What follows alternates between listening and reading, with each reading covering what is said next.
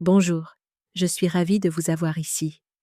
Suivez mon histoire jusqu'au bout et commentez la ville d'où vous regardez ce matin. Là, le matin où je me suis réveillée pour mon opération à cœur ouvert. Il y avait une lettre sur la table de ma cuisine, à l'endroit même où les adieux de mon fils auraient dû se trouver. Maman Patricia a toujours rêvé de voir New York à 73 ans. Tu es forte? Tu trouveras une solution. On t'appellera à notre retour. Bisous. Damien. Mon fils avait emmené sa belle-mère à New York le jour où j'étais censée me faire remplacer le cœur. Ce qu'il ignorait, c'est que 15 millions de personnes étaient sur le point de regarder mon opération à la télévision nationale et que j'étais sur le point de devenir la femme la plus riche qu'il ait jamais abandonnée. Il était 5 heures du matin et l'enveloppe était posée contre la salière comme un drapeau blanc de reddition.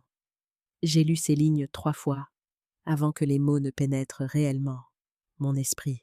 Mon café a refroidi entre mes mains, alors que je tentais de traiter ce que mon fils venait de faire aujourd'hui, était le jour que le docteur Lefebvre avait marqué d'une croix rouge après avoir regardé mes résultats d'analyse avec cette expression prudente que les médecins arborent lorsqu'ils s'apprêtent à changer votre vie pour toujours. Madame Dubois, sans cette opération, il vous reste peut-être 6 mois avec elle, vous pourriez avoir 20 bonnes années devant vous. J'avais appelé Damien immédiatement après ce rendez-vous. Mes mains tremblaient tellement que je pouvais à peine tenir le téléphone. J'ai peur, chérie. Avais-je admis une chose que je m'autorisais rarement à dire à voix haute? Pourrais-tu être là, avec moi, bien sûr. Maman, bien sûr, que je serais là. C'était il y a 3 mois, que Damien m'aidait à remplir les papiers de l'hôpital. 3 mois, qu'il me promettait de me conduire au rendez-vous préopératoire. 3 mois, qu'il m'assurait que Sarah et les enfants me rendraient visite pendant ma convalescence. Et maintenant, il photographiait Times Square. Pendant que j'étais assise dans ma cuisine vide, à 5 heures du matin, tenant une lettre qui ressemblait à un certificat de décès pour la relation que je pensais encore avoir avec lui. Mon téléphone a sonné, me tirant de ma spirale d'incrédulité. C'était Carole Joly, mon amie de l'hôpital universitaire de Lyon, où j'avais travaillé pendant 40 ans. Sa voix était brillante et artificiellement joyeuse, prête pour ton grand jour. Ma belle, je serai là dans 1 heure, pour t'emmener. Dieu merci pour Carole, à 69 ans. Elle travaillait encore, à temps partiel, dans l'unité cardiaque, toujours la même femme pragmatique qui m'avait formée quand j'étais une étudiante infirmière terrifiée de 22 ans. Carole est, je dis, ma voix se brisant légèrement. Damien ne vient pas. Comment ça, il ne vient pas? Il est à New York avec Patricia. Ils sont partis hier soir. Le silence, à l'autre bout du fil, s'étira si longtemps que je crus que nous avions été coupés quand Carole parla enfin. Sa voix portait ce genre de fureur contrôlée, dont je me souvenais de l'époque où elle gérait des familles négligentes aux soins intensifs. Écoute-moi bien, Marguerite. Ne t'avise pas de le défendre. Quel genre d'homme abandonne sa mère le jour d'une opération cardiaque majeure pour emmener sa belle-mère en vacances? Le genre d'homme que Damien était devenu. Apparemment, j'ai marché à travers mon petit appartement en regardant les photos qui chroniquaient une vie de service et de sacrifice. Il y avait Damien à 8 ans, souriant avec ses dents du bonheur après que j'ai travaillé des doubles gardes pendant 3 mois pour payer son camp de football. Damien à 16 ans, levant les yeux au ciel, alors que je m'agitais autour de son costume de bal que j'avais acheté avec l'argent des heures supplémentaires des urgences. Damien a 25 ans, si beau dans son costume de mariage. Sarah radieuse à ses côtés dans la robe que j'avais aidé à payer quand sa famille n'avait pas pu suivre, quand la gratitude s'était-elle transformée en attente, quand ma volonté de sacrifice était, elle devenue la preuve que je n'avais besoin de rien en retour depuis que le père de Sarah était mort et avait laissé à Patricia cette grande maison dans les monts d'or. Damien y avait été attiré comme le métal par un aimant.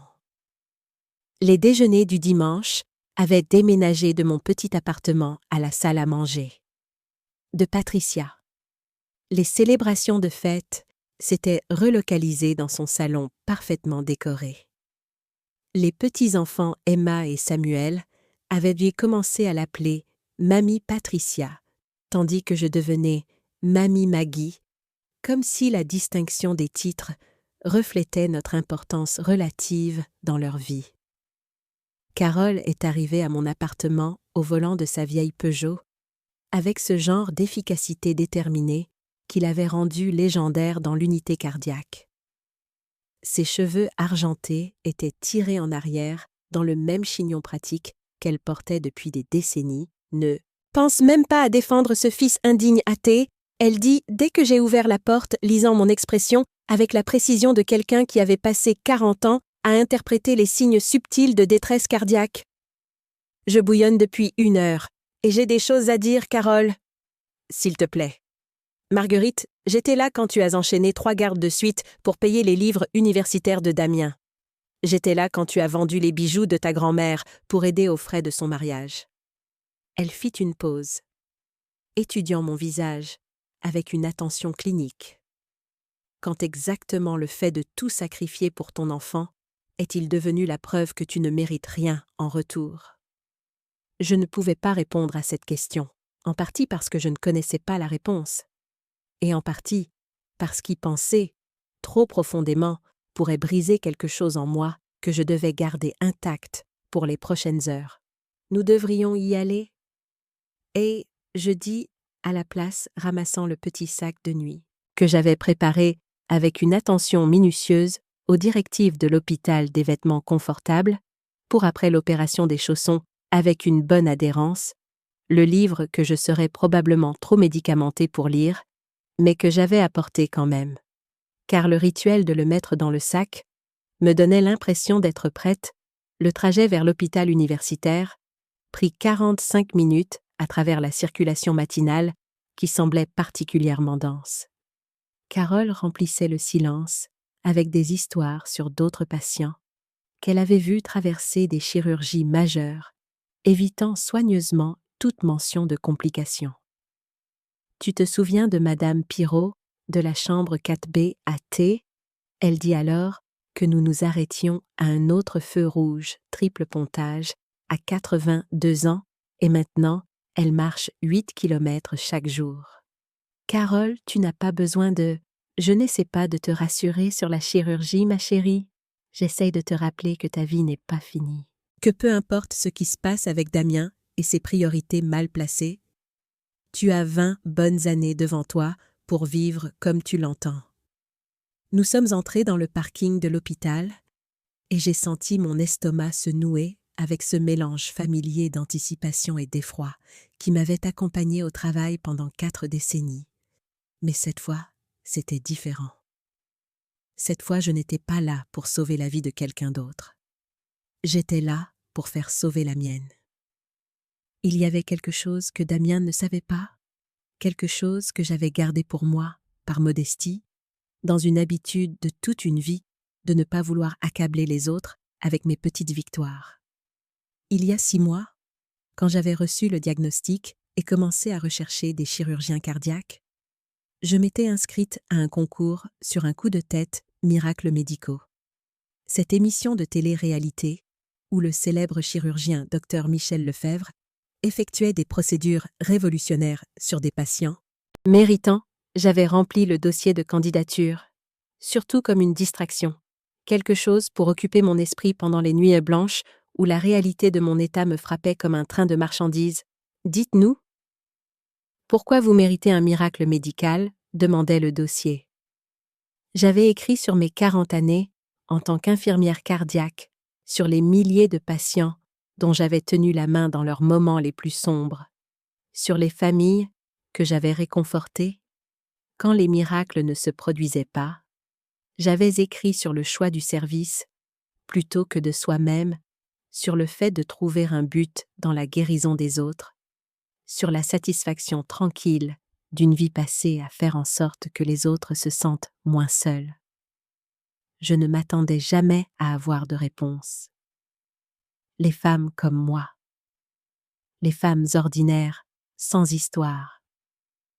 Les femmes dont la plus grande réussite était d'élever des êtres humains décents et de sauver des vies, une garde à la fois. Nous n'étions pas choisis pour des miracles télévisés, sauf que j'avais été choisie. L'appel était venu il y a 2 semaines, une productrice nommée Sarah Martin, dont l'enthousiasme crépitait à travers le téléphone, comme de l'électricité. Madame Dubois, nous vous avons sélectionné pour le prochain épisode du Docteur Lefebvre. Votre histoire a ému toute notre équipe.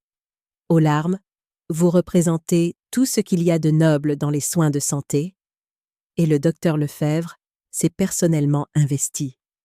Dans votre cas, j'avais accepté en partie parce que l'opération serait gratuite, et en partie parce qu'une petite partie cachée de moi s'était toujours demandé ce que cela ferait d'être spécial, d'être célébré, d'être vu comme quelqu'un qui vaut la peine d'être sauvé.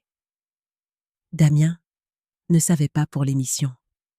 Je ne lui avais pas dit que j'avais été sélectionnée. Je n'avais pas mentionné les caméras qui documenteraient mon opération. Je n'avais pas partagé la nouvelle que je recevrais des soins du chirurgien cardiaque le plus célèbre de France. J'avais prévu de le surprendre avec la bonne nouvelle quand il viendrait à l'hôpital ce matin. Au lieu de cela, il photographiait des bagels dans un café de Manhattan, pendant que je me préparais à affronter le jour le plus effrayant de ma vie, avec seulement la loyauté féroce de Carole pour me soutenir. Le processus d'admission fut étonnamment fluide, géré par une équipe d'assistants de production qui se déplaçaient avec ce genre d'efficacité chorégraphiée, suggérant qu'ils avaient fait cela maintes fois auparavant. Je me suis retrouvée dans une suite préopératoire privée qui était plus grande et plus luxueuse que n'importe quelle chambre d'hôpital que j'ai jamais vue. Des fenêtres du sol au plafond, donnant sur la ville, assez d'espace pour ce qui semblait être un équipement de tournage professionnel. Madame Dubois, une jeune femme avec un presse-papier et ce genre de sourire éclatant qui appartenait à la télévision, entra dans la pièce. « Je suis Sarah Martin, l'une des productrices pour Miracles Médicaux. Le docteur Lefebvre aimerait vous rencontrer avant que nous commencions les interviews préopératoires. » Le docteur Michel Lefebvre entra dans la pièce comme une force de la nature, grand aux cheveux argentés, se portant avec ce genre de confiance qui venait du fait d'être internationalement célèbre pour sauver des vies. Je le reconnaissais, des couvertures de magazines, mais le voir en personne était différent. Il avait la présence de quelqu'un qui avait passé des années à être la personne la plus importante dans n'importe quelle pièce où il entrait. Madame Dubois dit, il en prenant ma main dans les 2 siennes. J'avais hâte de vous rencontrer. Votre histoire est exactement la raison pour laquelle j'ai commencé cette émission pour célébrer les gens dont l'héroïsme discret mérite d'être reconnu. Docteur Lefebvre, je ne suis pas héroïque, je suis juste une infirmière retraitée qui a besoin d'une chirurgie cardiaque. Non, dit-il doucement, vous êtes une femme qui a passé 40 ans à faire passer la vie des autres avant son propre confort, qui a travaillé de nuit, et les week-ends pour soutenir sa famille, qui a choisi le service plutôt que l'avancement personnel. Chaque jour, pendant 4 décennies, son sourire était chaleureux, mais sérieux. C'est la définition de l'héroïsme. Madame Dubois, c'est juste le genre qui n'obtient généralement pas de reconnaissance. Il expliqua la procédure avec le genre de détails soignés que j'appréciais de par mon expérience infirmière, comment il remplacerait ma valve aortique défaillante par une nouvelle valve mécanique, comment l'opération prendrait environ 4 heures, comment la récupération progresserait au cours des semaines suivantes. Mais voici ce qui rend votre cas spécial, continua T, il en sortant ce qui ressemblait à une imagerie 3D de mon cœur. Votre anatomie particulière fait de vous une candidate idéale pour une nouvelle technique que j'ai développée. Au lieu de l'approche traditionnelle à cœur ouvert, je peux effectuer cette chirurgie en utilisant une méthode minimalement invasive qui réduira votre temps de récupération de plusieurs semaines et vous laissera des cicatrices si petites qu'elles seront à peine visibles. Pourquoi? Moi ai-je demandé parmi tous les patients qui ont besoin de cette chirurgie, pourquoi ai-je été sélectionné? Le docteur Lefebvre sourit parce que notre comité de sélection a été ému par votre candidature 40 ans à soigner des patients cardiaques et vous n'avez jamais rien demandé en retour. Vous avez vu des milliers de personnes traverser leur pire crise médicale et maintenant, c'est votre tour d'être à la réception de ces soins.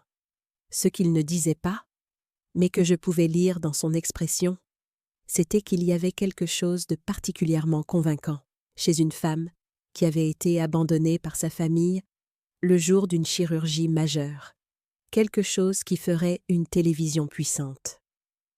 Docteur Lefebvre, je devrais mentionner que mon fils n'est pas là. Aujourd'hui, il avait d'autres engagements, je sais, dit-il calmement. Notre productrice a parlé avec votre amie Madame Joly quand elle s'est enregistrée, comme votre contact d'urgence. Son expression ne changea pas, mais quelque chose dans ses yeux suggérait qu'il avait des opinions sur les fils qui avaient d'autres engagements les jours de chirurgie de leur mère. Madame Dubois, je veux que vous sachiez que toute l'équipe ici considère comme un honneur de prendre soin de vous aujourd'hui. Après son départ, la routine préopératoire commença sérieusement. Prise de sang, dernier test cardiaque, interview avec l'équipe de production sur ma carrière d'infirmière et ma situation familiale. Je me suis retrouvée à parler de Damien avec une neutralité prudente, décrivant son absence comme un conflit d'horaire plutôt qu'un abandon. Parlez-nous de votre moment de fierté, le plus grand en tant que mère, a demandé.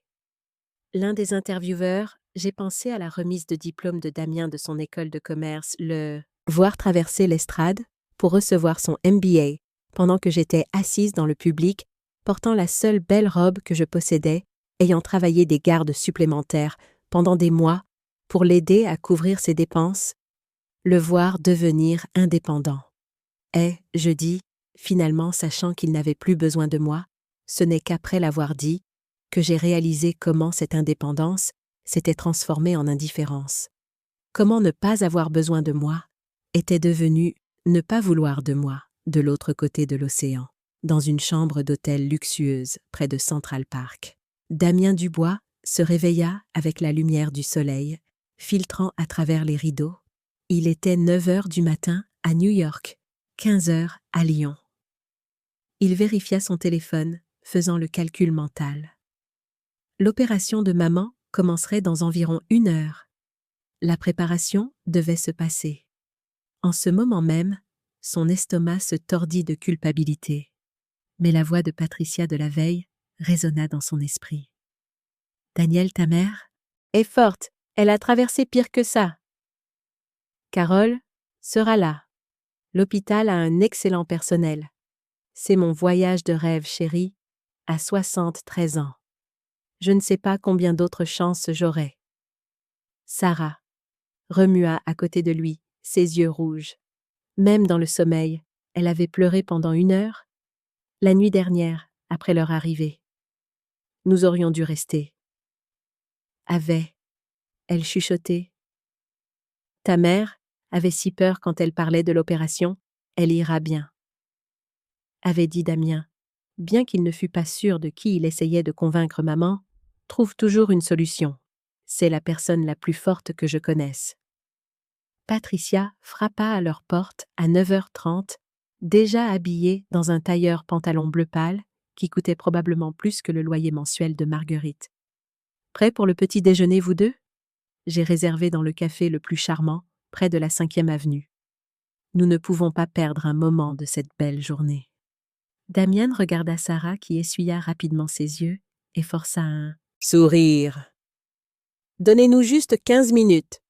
Maman dit Sarah, autour de croissants et de café américain. Patricia sortit son téléphone.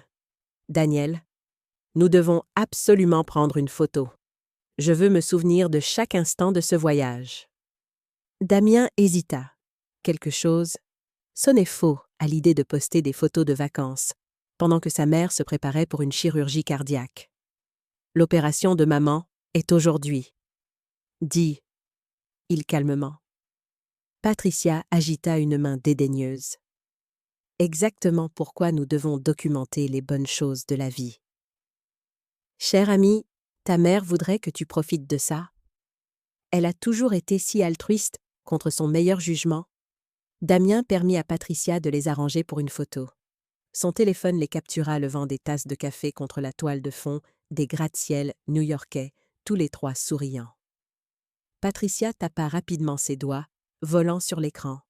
Il réalise le rêve de Patricia New York à 73 ans. La vie est belle. La famille d'abord. Elle appuya sur publier avant que Damien ne puisse objecter.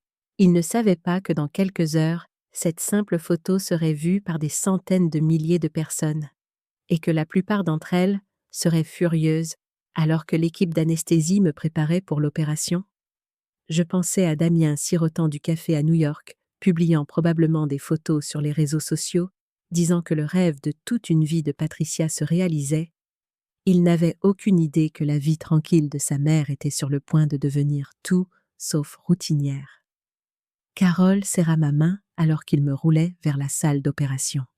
« Tu vas t'en sortir, Marguerite, et quand tu te réveilleras, nous allons avoir des conversations sérieuses sur le genre de relation que tu veux avoir avec des gens qui te traitent comme si tu étais jetable. » J'ai serré en retour reconnaissante pour cette femme qui avait été plus une famille pour moi au cours des 3 derniers mois que mon propre fils ne l'avait été au cours des 3 dernières années. La dernière chose que je vis avant que le masque d'anesthésie ne se pose sur mon visage fut la lumière rouge d'une caméra, documentant chaque instant de ce nouveau chapitre étrange de ma vie dans quelques heures, alors que Damien visiterait l'Empire State Building. Je serais à la télévision nationale en train de me faire sauver la vie par le chirurgien cardiaque le plus célèbre du pays. L'ironie était presque suffisante pour me faire sourire.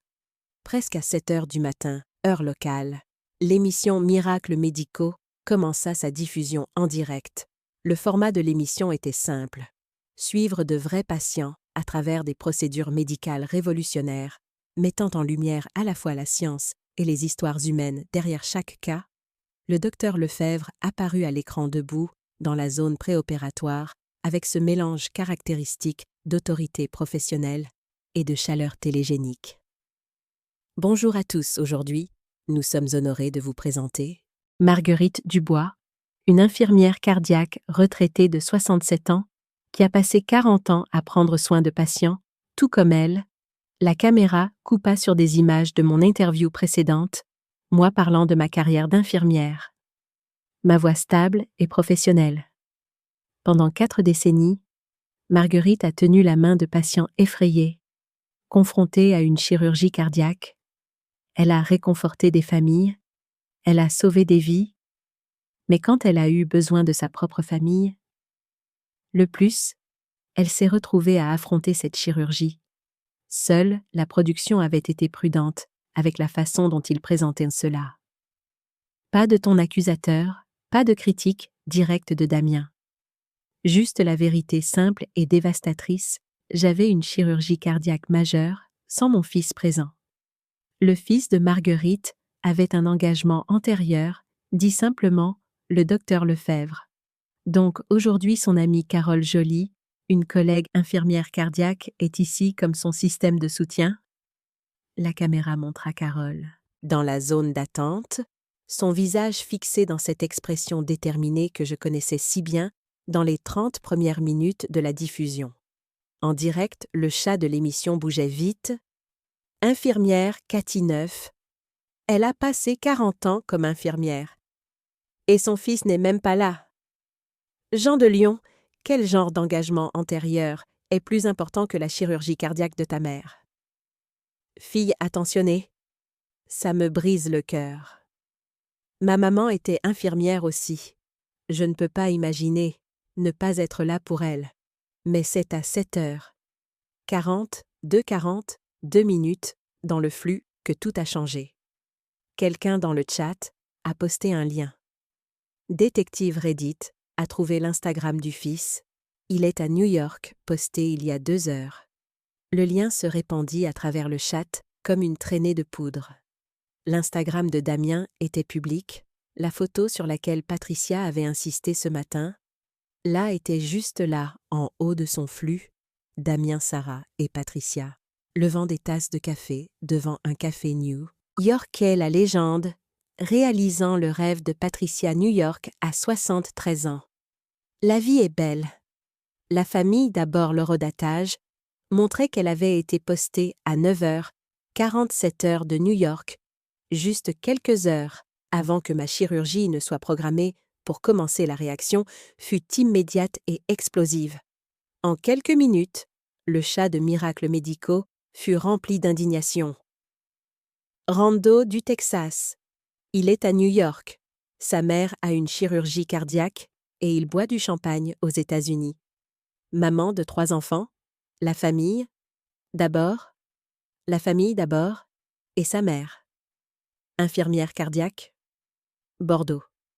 Je suis infirmière cardiaque. J'ai vu des patients mourir de cette procédure. C'est une chirurgie majeure. Et il est en vacances. Les producteurs de l'émission remarquèrent le changement dans le chat. Sarah Martin, surveillant le flux, depuis la salle de contrôle, prit une décision rapide.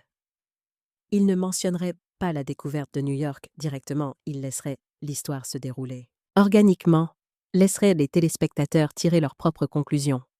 Mais Internet avait déjà tiré ses conclusions.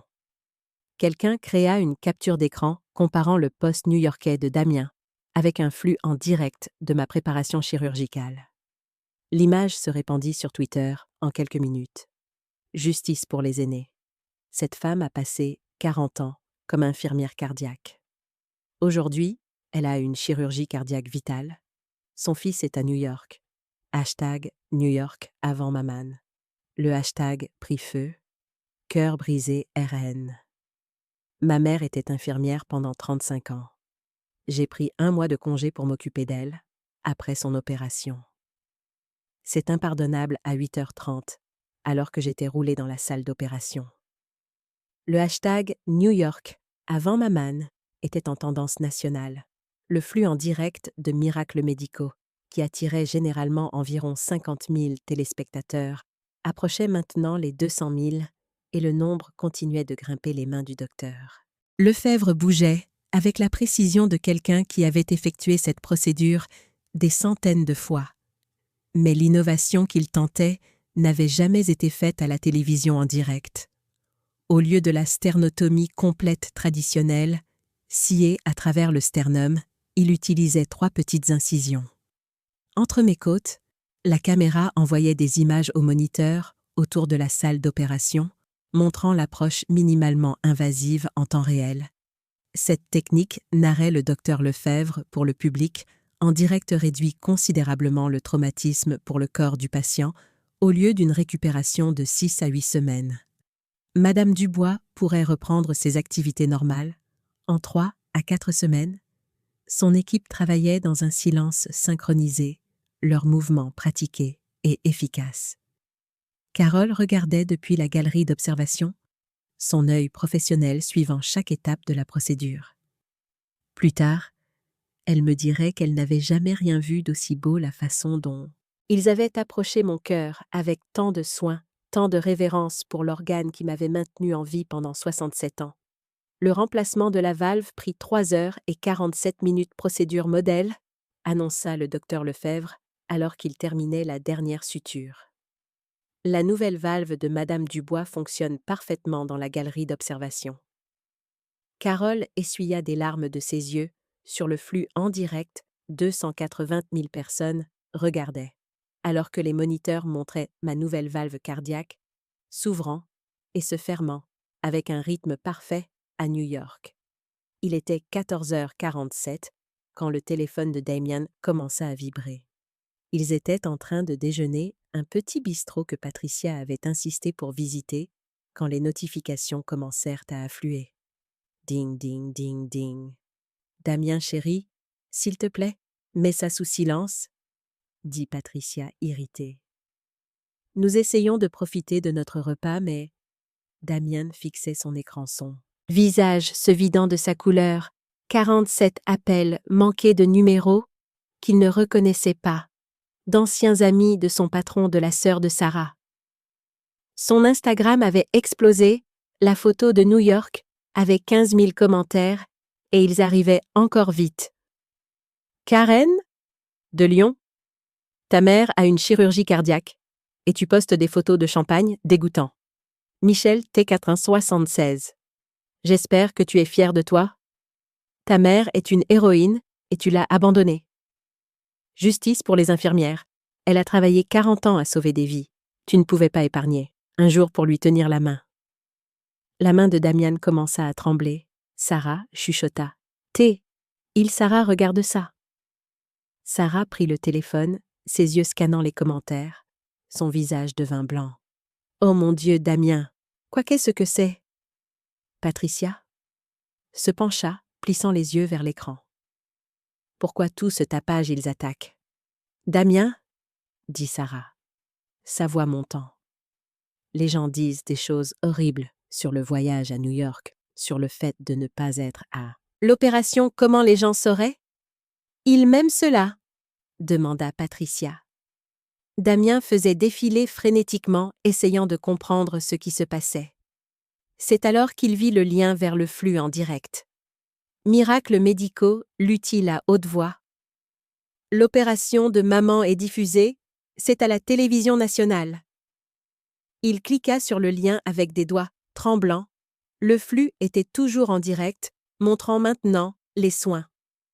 Post-opératoire, le nombre de téléspectateurs avait atteint 320 000, et là dans l'entête du flux Marguerite Dubois, 67 ans, infirmière cardiaque retraitée, 40 ans de service affrontant la chirurgie.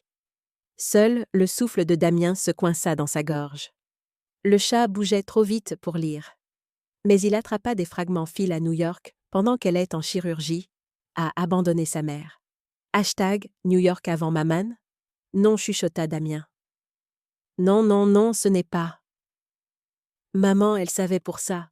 Elle savait que ce serait à la télé.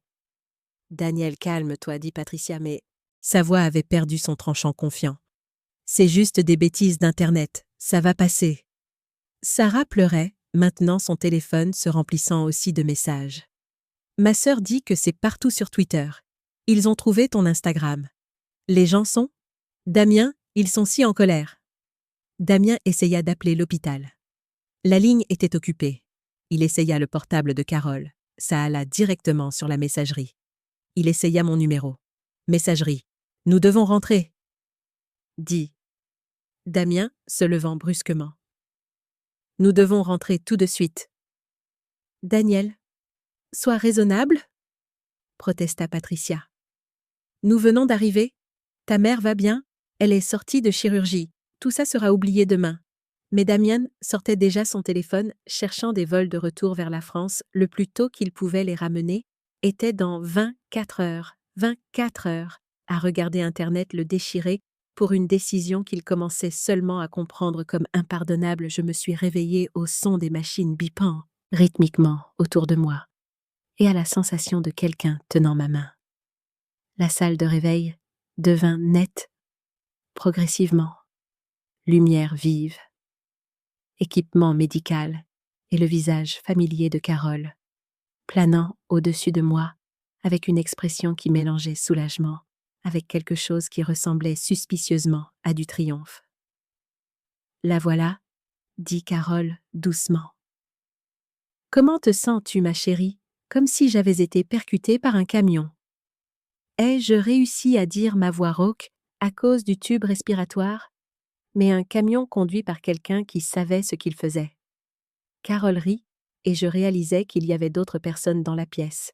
L'équipe de production filmant toujours, et le docteur Lefebvre, qui s'approcha de mon lit, avec le genre de sourire que les chirurgiens arborent, quand tout s'est passé exactement selon le plan Madame Dubois. L'opération a été un succès complet, dit-il vérifiant les moniteurs autour de mon lit, avec une efficacité pratiquée. Votre nouvelle valve fonctionne parfaitement et nous avons pu utiliser la technique minimalement invasive que j'avais mentionnée.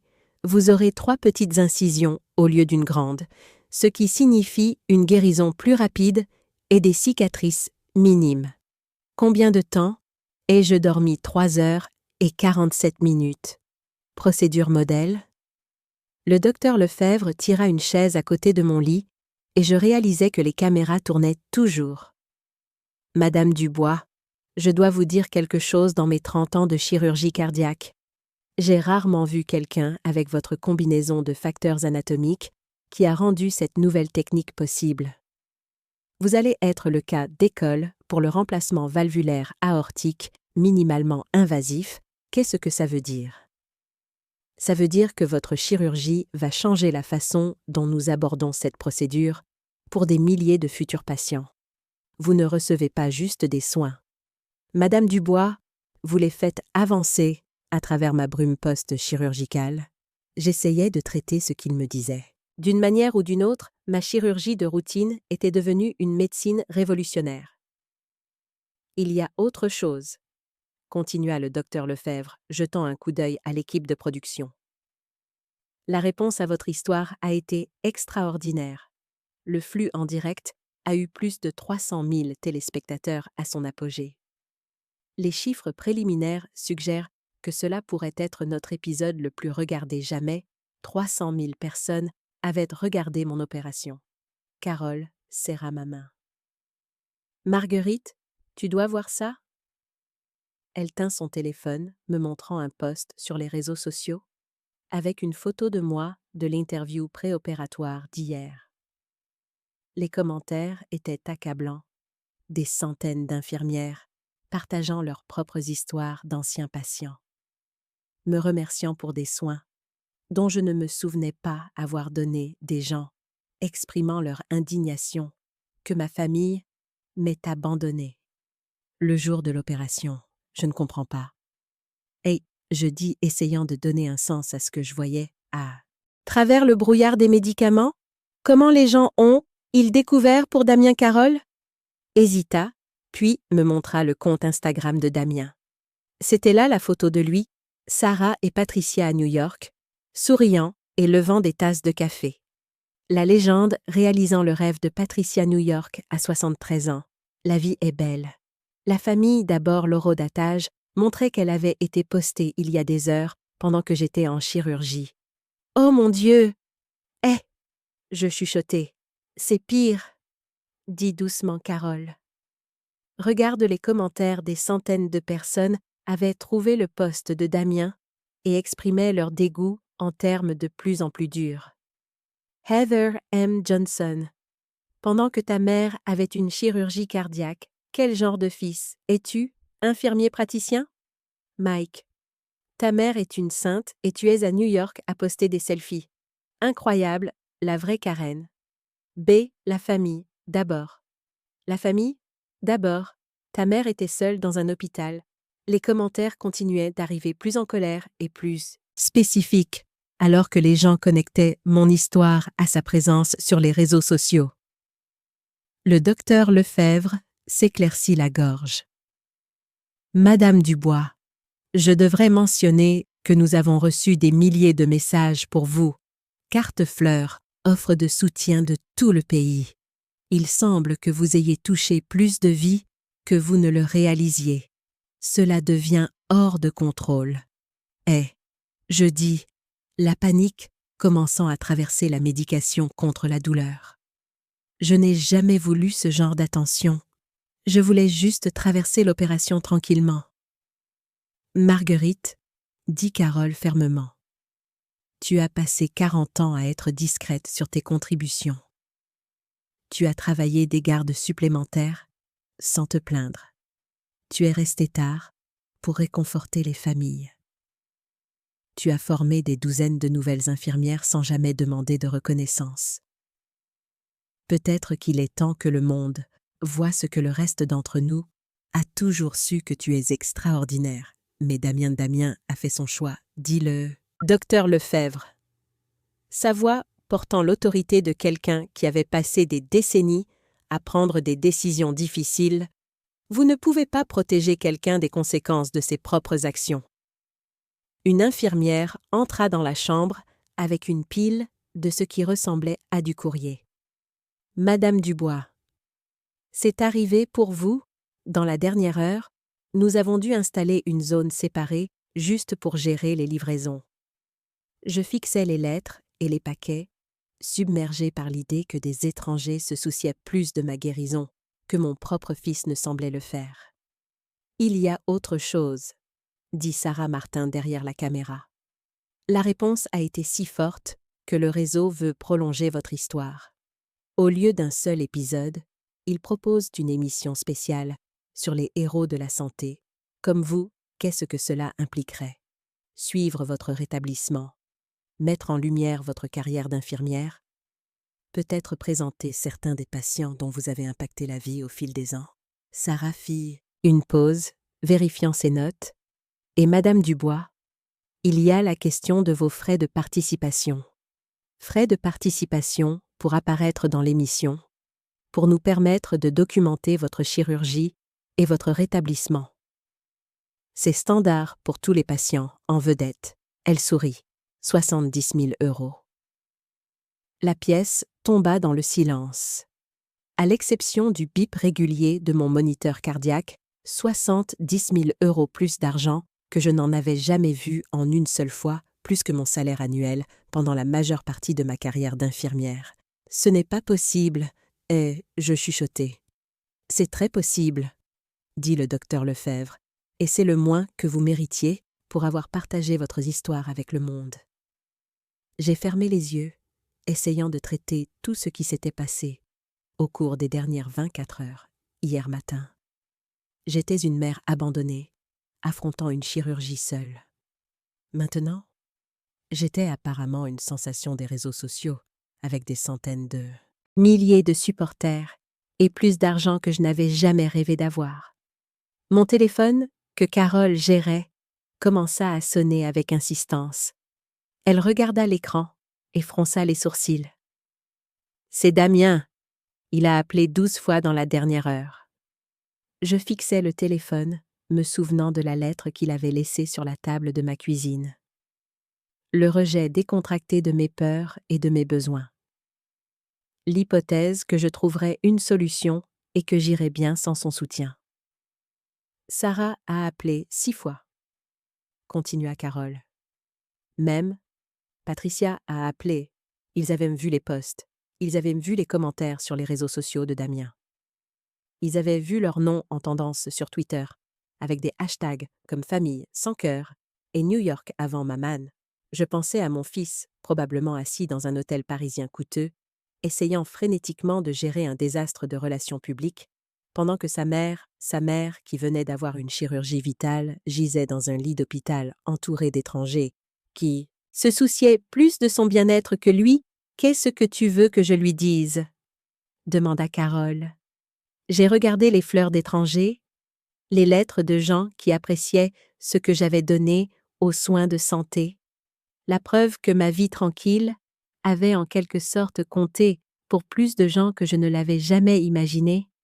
Puis, j'ai regardé Carole, qui avait traversé la ville pour me tenir la main pendant l'opération, parce que ma propre famille avait choisi des vacances plutôt que ma vie ne lui dit rien. Et je dis, finalement, si Damien veut me parler, il peut rentrer de New York et dire ce qu'il a à dire. En personne. Le téléphone arrêta de sonner, puis recommença immédiatement. Cette fois, je n'ai même pas regardé qui appelait certaines conversations apprenaient. Je valais la peine d'attendre jusqu'à ce que l'on soit assez fort pour les avoir selon ses propres termes. Damien est arrivé à l'hôpital à 20h23, le 4e jour, portant encore ses vêtements de voyage et le genre d'expression désespérée que je reconnaissais de son enfance, quand il avait cassé quelque chose de précieux et avait besoin de mon pardon. Sarah suivait derrière lui ses yeux rouges, d'avoir pleuré, serrant un bouquet de fleurs coûteuses qui coûtait probablement plus que mon budget alimentaire hebdomadaire. Patricia fermait la marche, son visage, un masque de fureur à peine contrôlé, de se retrouver dans ce qu'elle considérait clairement comme une situation indigne. Carole s'était positionnée sur la chaise la plus proche de mon lit, comme un chien de garde. Je la regardais évaluer mes visiteurs avec la même évaluation clinique qu'elle avait utilisée autrefois sur les membres de la famille potentiellement problématiques dans l'unité cardiaque. Maman, dit Damien, sa voix se brisant sur le mot. Dieu merci, tu vas bien? Nous sommes venus dès que nous avons pu, dès que vous avez pu, et...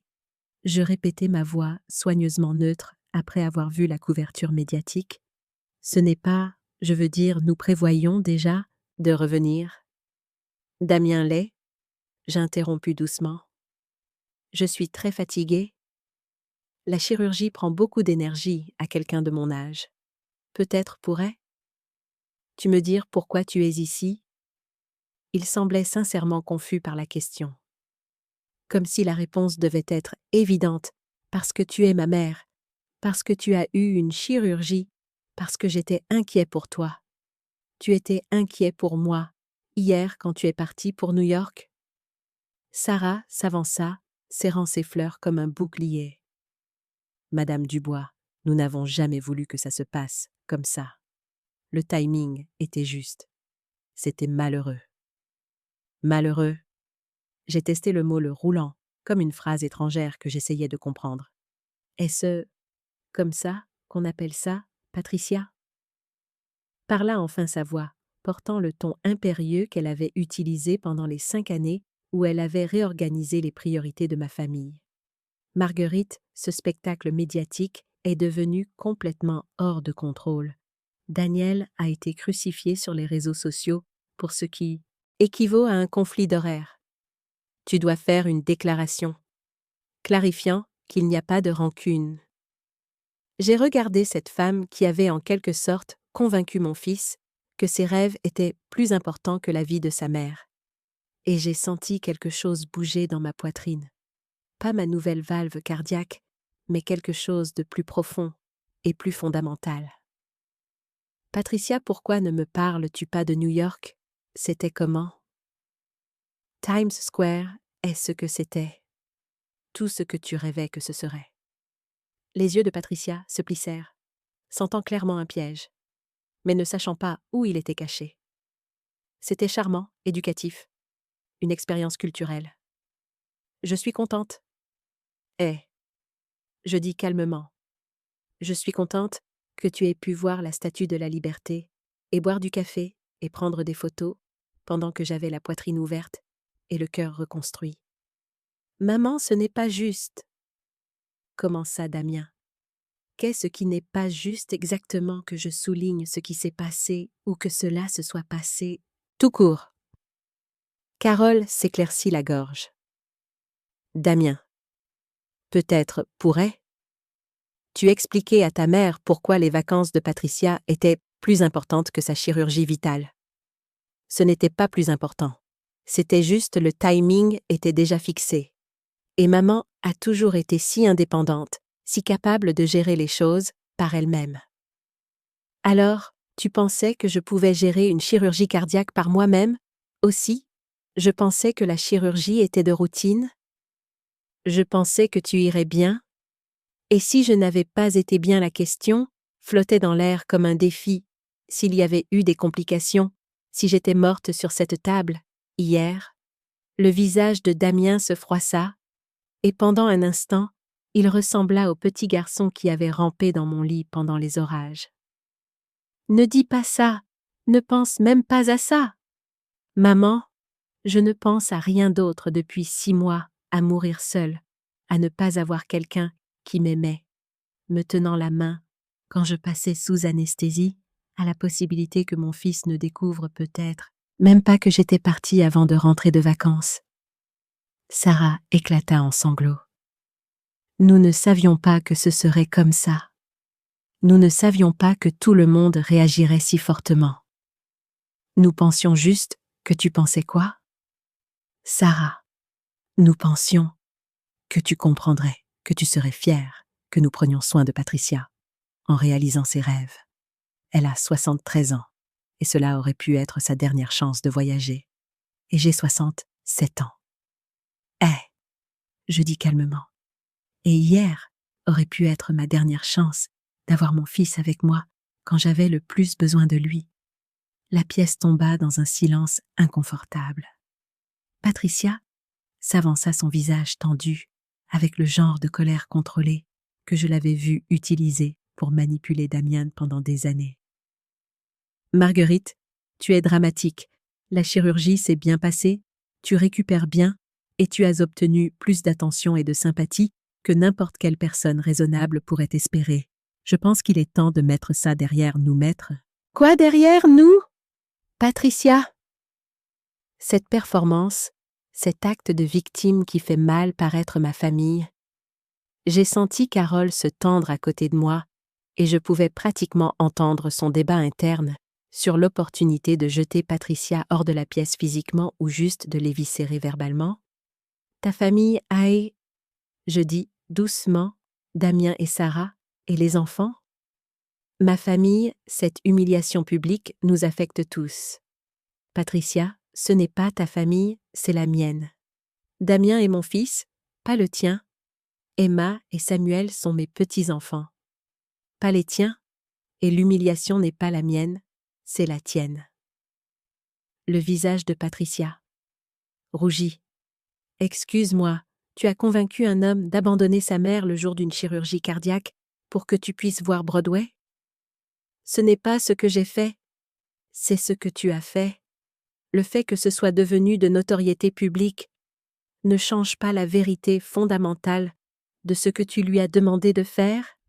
Damien trouva enfin sa voix bien qu'elle sonnât creuse et vaincue. Maman, qu'est-ce que tu veux de nous? Qu'est-ce que tu veux que je dise? J'ai regardé mon fils, cet homme que j'avais élevé et pour qui je m'étais sacrifiée et que j'avais aimé inconditionnellement. Et j'ai réalisé que ce que je voulais ne pouvait, peut-être pas, être quelque chose qu'il pouvait me donner. Plus je veux que tu veuilles être ici. Damien, pas parce que les réseaux sociaux te font honte, pas parce que l'histoire est devenue virale, pas parce que tu t'inquiètes pour ta réputation. Je veux que tu veuilles tenir la main de ta mère après une chirurgie cardiaque, parce que tu l'aimes et que tu es reconnaissant qu'elle ait survécu. Je t'aime. Est-ce vrai ou aime? Tu l'idée d'avoir une mère qui ne te dérange pas, qui trouve des solutions toute seule, qui ne demande jamais plus que ce que tu es à l'aise de donner. La pièce tomba dans le silence, à l'exception du bip régulier de mes moniteurs et des pleurs silencieux de Sarah. Damien me fixait comme s'il voyait quelqu'un qu'il n'avait jamais rencontré auparavant, et peut-être était-ce le cas. La chose continuait. Je me surprenant par mon calme.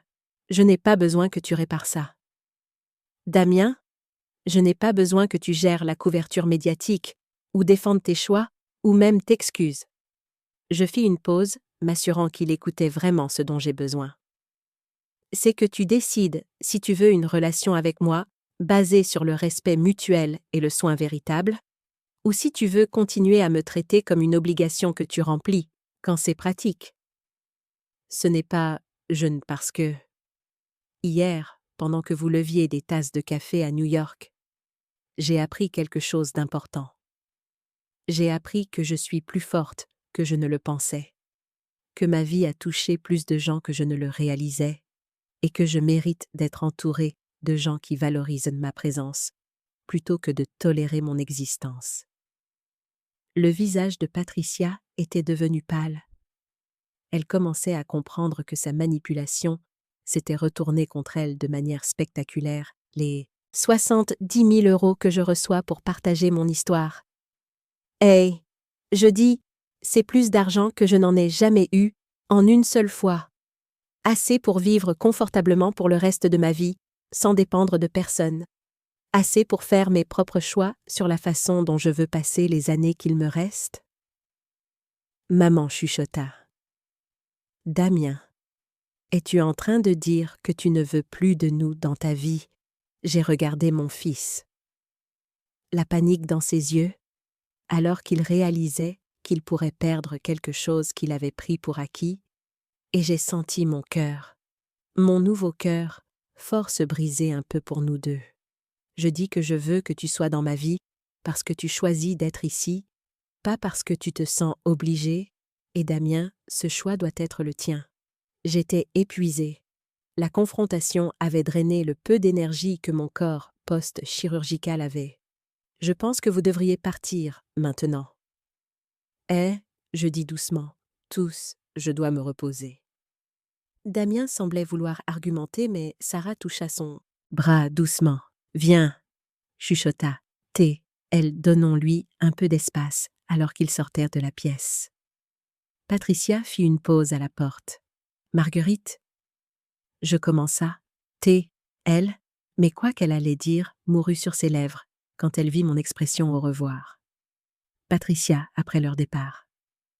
Carole serra ma main. Tu as bien fait, ma chérie. Ça a demandé du courage. J'ai juste dit la vérité. C'est ce qui a rendu ça courageux. Le lendemain matin, Sarah Martin arriva avec son presse-papier et son enthousiasme perpétuel. Mais cette fois, il y avait un bord plus sérieux à son attitude. Madame Dubois, nous devons discuter de la réponse médiatique. Le réseau a reçu plus de 500 demandes d'interviews, des nouvelles locales, des podcasts. Même, elle fit une pause. Vérifiant ses notes, une demande d'un documentariste qui veut faire un reportage sur l'agisme dans les familles occidentales. J'étais assise dans mon lit, me sentant plus forte que la veille. La guérison physique progressait bien. La guérison émotionnelle était plus compliquée que veut le réseau. Que je fasse. Honnêtement, ils adoreraient que vous fassiez une tournée médiatique. L'histoire a résonné avec des millions de personnes. Mais Madame Dubois, je veux être claire. Vous n'avez pas à faire quoi que ce soit. Avec quoi vous n'êtes pas à l'aise? Carole qui épluchait une orange dans le coin. Renifla traduction. Ils voient des signes d'euros, mais ils sont assez malins pour savoir qu'ils ne peuvent pas vous pousser. Sarah eut la grâce d'avoir l'air embarrassée. Ce n'est pas entièrement faux, mais je dirais aussi ceci. Votre histoire a déclenché une conversation nationale sur la façon dont nous traitons les parents âgés, sur la valeur des aidants, sur le travail invisible que des gens comme vous fournissent pendant des décennies sans reconnaissance. Elle sortit sa tablette, me montrant des posts sur les réseaux sociaux. Fille d'une infirmière, ma mère a travaillé 30 ans en pédiatrie après son opération. J'ai pris des congés pour m'occuper d'elle, ça s'appelle être un être humain, décent. #New York avant maman. Prendre soin de maman. Ma mère a 72 ans et a de la démence. Je la visite chaque jour. Le comportement de Damien Dubois est inexcusable. Héros de la santé, cette histoire met en lumière ce que les infirmières sacrifient pour leurs patients et ce que leurs familles prennent souvent pour acquis. Merci Marguerite Dubois.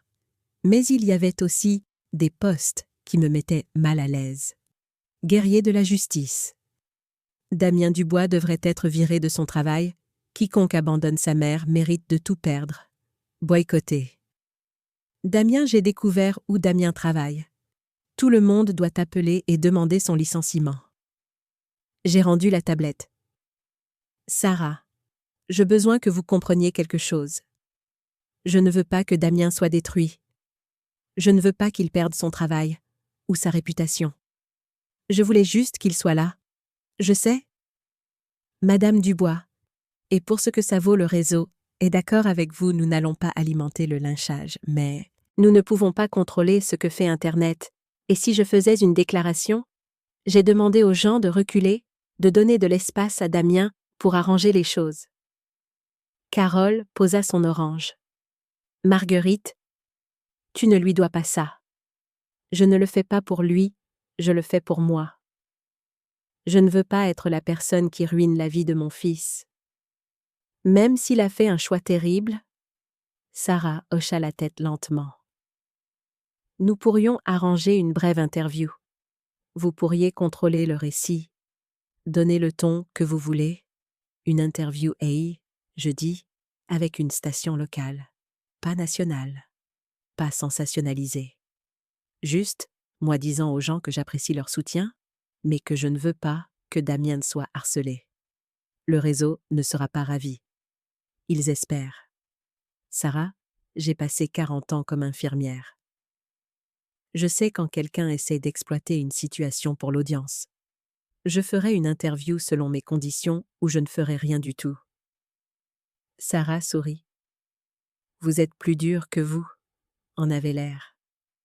Madame Dubois, j'ai dû l'être plus tard. Cet après-midi-là, le docteur Lefebvre arriva avec un visiteur, Madame Dubois. J'aimerais vous présenter un de mes collègues, le docteur Robert Solal, un éminent cardiologue de passage à Lyon pour une conférence. Il a demandé s'il pouvait vous rencontrer. L'homme qui entra dans ma chambre était grand et mince, avec des cheveux argentés et des yeux bienveillants derrière des lunettes à monture métallique. Il se portait avec la confiance tranquille de quelqu'un qui avait passé des décennies à être très bon dans quelque chose de très important. Madame Dubois, dit-il en offrant sa main, « J'espère que je ne dérange pas.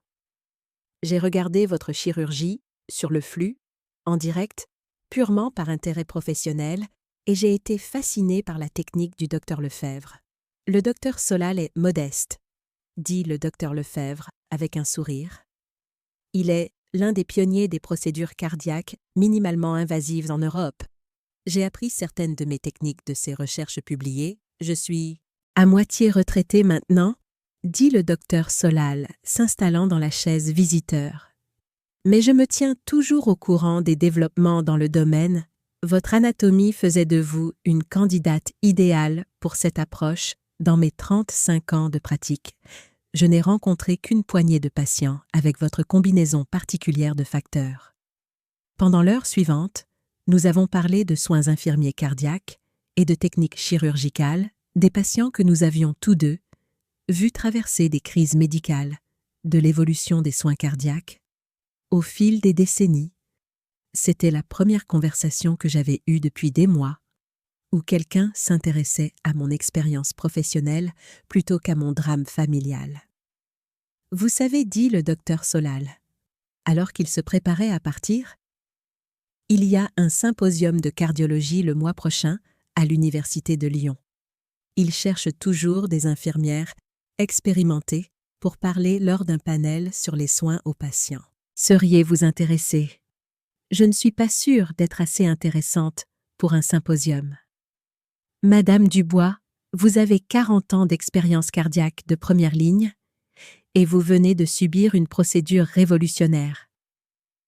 Vous êtes exactement la personne que les étudiants en médecine ont besoin d'entendre. Après son départ. Carole me sourit. Il t'aime bien. Carole. Ne sois pas ridicule. C'est un collègue du docteur Lefebvre, un collègue qui a passé 1 heure à te parler et a trouvé une excuse pour te revoir. Il m'a invité à parler à un symposium. Pas à un rendez-vous. Galant, tomate.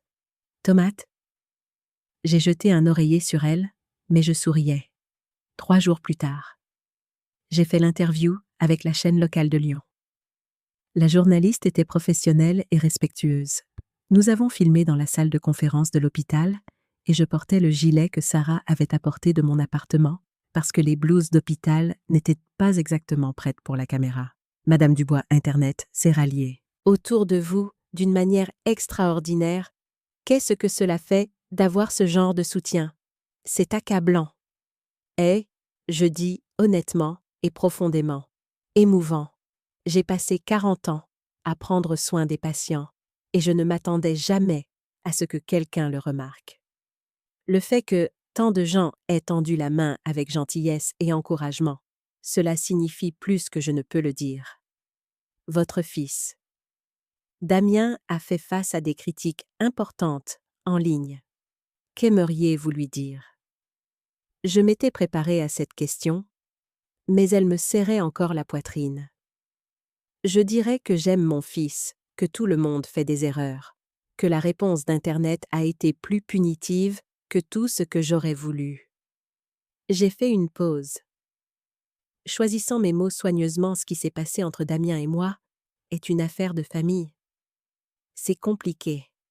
Comme toutes les relations familiales sont compliquées. J'apprécie le soutien de tout le monde. Mais je ne veux pas que Damien soit harcelé. Ce n'est pas un méchant, c'est un fils qui a fait un choix qui a blessé sa mère. Et maintenant, il doit vivre avec ce choix et trouver comment faire mieux. Êtes-vous prête à lui pardonner? Je suis prête à voir s'il est prêt à changer. Le pardon n'est pas un moment unique. C'est un processus, c'est construit à travers des actions cohérentes au fil du temps. Pas à travers des excuses faites sous la pression publique. Que voulez-vous que les gens retiennent de votre histoire? Que les parents âgés méritent respect et considération, que la force ne signifie pas ne pas avoir besoin de soutien, qu'il n'est jamais trop tard pour commencer à se valoriser, assez pour exiger un meilleur traitement. J'ai regardé directement la caméra, et à tous les aidants, là-bas, les infirmières, les filles et les fils, prenant soin de parents vieillissants, les gens qui se présentent. Même quand c'est incommode, merci, vous êtes les vrais héros de cette histoire. L'interview a été diffusée ce soir. Là, la réponse fut immédiate. Amanda de Lyon. Quelle grâce de la part de Marguerite Dubois, une leçon de maître sur la façon de fixer des limites, tout en montrant de l'amour. Info locale. C'est ainsi que l'on gère le drame familial avec dignité. Le harcèlement de Damien ne s'arrêta pas complètement, mais il ralentit certaines personnes. Respectèrent ma demande de retenue. D'autres, non. Mais j'avais fait ce que je pouvais pour contrôler le récit, sans compromettre mes propres besoins. Le 7e jour après l'opération, j'ai eu un visiteur inattendu. Patricia est arrivée seule, sans Damien ni Sarah. Elle paraissait plus vieille que ses 73 ans, portant une robe grise simple au lieu de ses tenues de créateur habituelles. « Marguerite, dit-elle, doucement, s'installant dans la chaise à côté de mon lit. Nous devons parler vraiment. Je te dois des excuses. Des vrais pas. Le genre de plaisanterie sociale qui lisse les problèmes sans les aborder. J'ai étudié son visage, cherchant la manipulation que je m'étais habituée à attendre de Patricia. À la place, j'ai vu quelque chose que je n'avais jamais vu auparavant, un remords sincère. J'écoute. Patricia prit une profonde inspiration. Pendant 5 ans, je t'ai traitée comme une concurrente pour l'attention de Damien, au lieu de te reconnaître comme la femme qui a élevé l'homme dont je suis venue à dépendre. Sa voix était stable mais calme. Je me suis convaincue que tu étais trop nécessiteuse, trop exigeante de son temps et de son énergie. Je me suis dit qu'encourager Damien à prioriser sa famille immédiate, Sarah et les enfants, et moi, était une fixation de limites saine.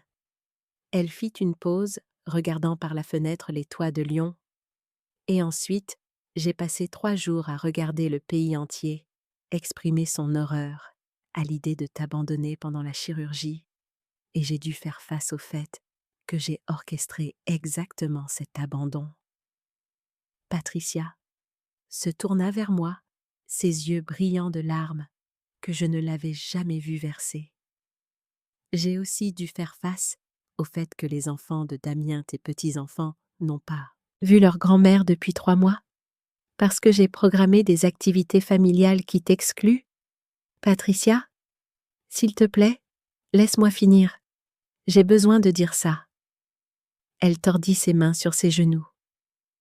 J'ai convaincu Damien que tu étais un fardeau, au lieu d'une bénédiction. Je l'ai fait choisir entre les besoins de sa mère et mes envies, et j'ai présenté cela comme lui choisissant son futur sur son passé. J'avais tort, surtout l'honnêteté dans sa voix était si inattendue que je sentis mes propres yeux se remplir de larmes. La vérité est, Marguerite, que j'étais jalouse.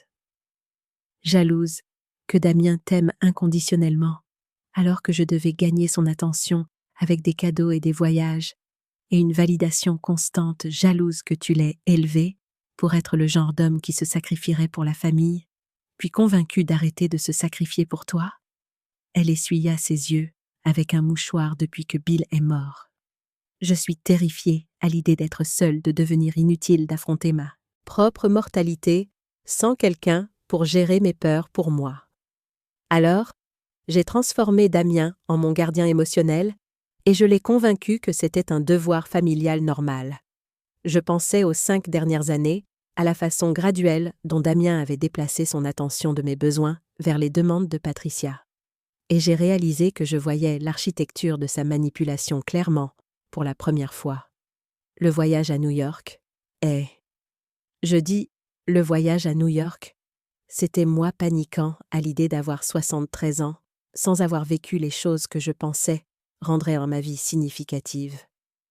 Mais Marguerite, j'aurais pu aller à New York n'importe quand, au cours des 5 dernières années. J'ai choisi ta date de chirurgie parce qu'elle s'arrêta. Sa voix se brisant, parce que je testais si Damien me choisirait par rapport à toi quand cela comptait vraiment, et il l'a fait, et il l'a fait, et j'étais triomphante pendant environ 6 heures, jusqu'à ce que je réalise ce que j'avais réellement accompli. Patricia me regarda directement, son visage humide de larmes. J'avais transformé un homme bon en quelqu'un qui pouvait abandonner sa mère pendant une crise médicale. J'avais gagné une compétition que j'avais créée contre quelqu'un qui ne jouait même pas. Nous sommes restés en silence pendant plusieurs minutes. Patricia, qu'est-ce que tu veux de moi maintenant? Je veux savoir s'il y a un moyen de réparer les dégâts que j'ai causés à ta relation avec Damien, à ta relation avec Emma et Samuel, à la dynamique familiale que j'ai passé 5 ans à détruire systématiquement avant que je puisse répondre. Mon téléphone sonna. Carole, gérant mes appels depuis le poste des infirmières, apparut dans l'embrasure de la porte avec une expression d'excitation à peine contenue. « Marguerite, tu dois prendre ça? C'est un éditeur. Ils veulent discuter d'un contrat de livre. J'ai regardé Carole, puis Patricia, un livre sur ta carrière d'infirmière. Tes expériences, ils appellent ça intérêt préliminaire, mais l'éditeur à qui je viens de parler avait l'air assez sérieux. » Patricia se leva, rassemblant son sac à main. « Je devrais y aller? Tu as des affaires importantes à régler? » Patricia. « Attends !» Elle se tourna à la porte. « Je ne peux pas promettre que je te ferai à nouveau entièrement confiance, et je ne peux pas réparer ta relation avec Damien. C'est entre vous deux, mais j'apprécie que tu sois honnête avec moi. Cela a demandé du courage? » Patricia sourit tristement. « Pas du courage. » Marguerite, juste l'épuisement de porter le poids de ce que j'avais fait. Après son départ, Carole s'installa dans la chaise, alors un livre. L'éditeur a dit qu'il pensait à quelque chose comme 40 ans de soins cardiaques. Leçons apprises, peut-être quelques dynamiques familiales tissées dedans. Je n'écris pas un livre à scandale sur Damien. Ils ne veulent pas un livre à scandale. Ils veulent ton histoire, les soins infirmiers, les patients, le dévouement, les trucs de famille. C'est le contexte, pas l'événement principal. J'y ai pensé. Un livre, mon histoire pas sensationnalisée, juste raconter d'Isler que je suis intéressée, mais je veux le contrôle éditorial, et je ne veux pas que ce soit sur la vengeance ou le drame. Je veux que ce soit sur le travail, sur les soins infirmiers, sur ce que signifie dédier sa vie à prendre soin des autres, 2 semaines après l'opération. Damien a commencé petit. Le 10e jour après la chirurgie, il est arrivé à mon appartement avec des courses, pas des articles chers et voyants. Juste les choses pratiques dont j'avais besoin, du lait, du pain, des légumes frais, la marque spécifique de thé que j'aimais. Il n'en a pas fait tout un plat à juste déballer, tout tranquillement. Organiser mon réfrigérateur et à demander si j'avais besoin d'autre chose. Je ne peux pas rester longtemps à thé. Il dit « Je sais que tu as besoin de repos, Mais je voulais m'assurer que tu avais ce qu'il te fallait. Je l'ai regardé travailler, notant la façon prudente dont il évitait les excuses dramatiques, les grands gestes juste se présenter le 12e jour, il a envoyé un SMS thérapie physique, demain à 14 heures. Je peux t'emmener si tu veux, pas de pression? J'ai accepté le trajet, était calme, il m'a aidé à entrer et sortir de la voiture avec des mains prudentes. A attendu pendant ma séance, en lisant un magazine, m'a ramené à la maison sans exiger de pardon ou de compréhension. Le 15e jour, il a amené Emma et Samuel pour une brève visite. Nous leur avons dit que mamie Maggie avait été opérée et avait besoin de temps pour guérir. Expliqua Sarah. Il s'inquiétait pour toi? Emma, 7 ans, grimpa prudemment sur mes genoux. Est-ce que ça fait mal, mamie? Un petit peu, ma chérie, mais je deviens plus forte chaque jour. Papa a dit qu'on ne pouvait pas visiter parce que tu avais besoin de repos, mais je t'ai fait ça. Elle me tendit un dessin d'un cœur, avec un pansement dessus, pour que ton cœur se sente mieux. J'ai regardé Damien par-dessus la tête d'Emma. Il nous regardait avec une expression que je ne pouvais pas tout à fait lire après. Leur départ. J'ai accroché le dessin d'Emma sur mon réfrigérateur 3 semaines après ma chirurgie. Le docteur Solal a appelé Madame Dubois. J'espère que je ne suis pas trop directe, mais je suis encore à Lyon pour quelques jours, et je me demandais si vous aimeriez prendre un café. Il y a une technique dont j'aimerais discuter avec vous. Quelque chose qui, je pense, pourrait bénéficier, du point de vue d'une infirmière. Nous nous sommes rencontrés dans un petit café près de l'hôpital. Pendant 2 heures, nous avons parlé de protocoles de soins cardiaques, de stratégies de communication avec les patients et de l'évolution des procédures de rétablissement. Ce n'est que lorsque nous nous disions au revoir qu'il a dit « Je dois admettre que j'avais un motif ultérieur pour suggérer le café. Oh, je voulais voir comment vous alliez. Pas seulement physiquement, les rapports chirurgicaux indiquent que vous guérissez magnifiquement. Mais émotionnellement, l'attention médiatique, la situation familiale, c'est beaucoup à traiter. J'ai été surprise par sa franchise. Je gère certains jours sont plus durs que d'autres. Serait-il inapproprié si je disais que j'aimerais rester en contact, même après mon retour à ma clinique? Pourquoi voudriez-vous faire ça? Il sourit parce que dans 35 ans de médecine, j'ai rarement rencontré quelqu'un d'aussi réfléchi sur les soins aux patients que vous l'êtes, clairement. Et parce que j'apprécie sincèrement de continuer nos conversations juste sur les soins aux patients. Eh bien dit-il, ses yeux pétillants. Nous pourrions nous diversifier dans d'autres sujets, livres, musique, les mérites relatifs du Café de Lyon par rapport à celui de Paris, pour la première fois depuis des semaines.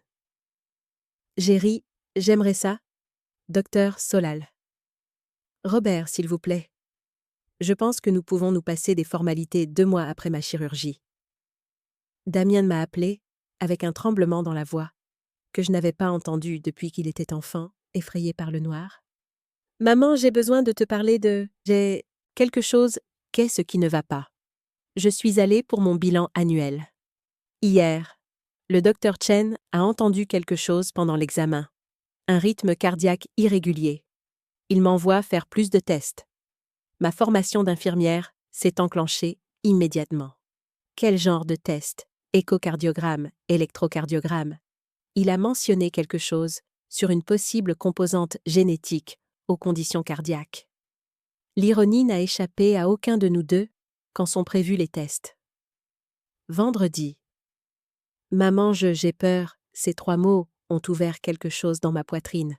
Pas mes incisions chirurgicales, mais le mur protecteur que j'avais construit autour de mon cœur au cours des 2 mois depuis New York. Voudrais-tu que je vienne avec toi? Tu ferais ça, après tout. Damien, tu es mon fils quand tu as peur et as besoin de soutien. C'est là que je me présente. C'est à ça que ressemble l'amour. Vendredi matin, j'ai conduit Damien à son rendez. Nous nous sommes assis dans la salle d'attente ensemble, sa jambe, sautant d'énergie nerveuse. C'est ce que c'était pour toi, n'est-ce pas? Athée, il dit calmement. Avant ta chirurgie, la peur, l'incertitude? Oui, et je t'ai laissé affronter ça seul? Oui. Il fut silencieux pendant un long moment. Je ne pense pas que j'avais vraiment compris jusqu'à maintenant ce que je t'ai fait. Je le savais intellectuellement. Je savais que c'était mal.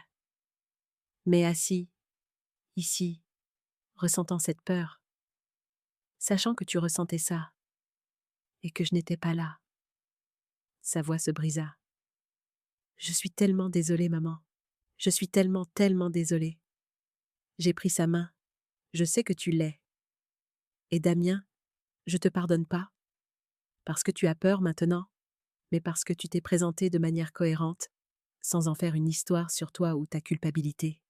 Tu as été présent, les tests ont pris 1 heure quand le cardiologue est sorti. Son expression était rassurante. Monsieur Dubois, vous avez une légère arythmie.